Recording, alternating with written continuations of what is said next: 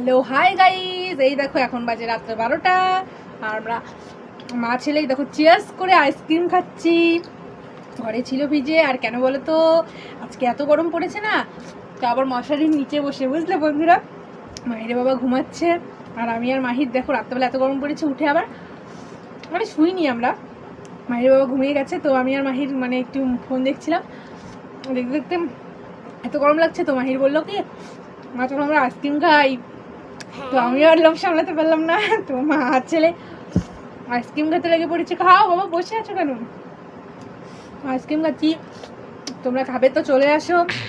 সবাইকে শুভরাত্রি। বাবা একটু গুড নাইট বলে দাও সবাইকে। Good night. Good night. আমরা দুজনে আইসক্রিম খেতে থাকি।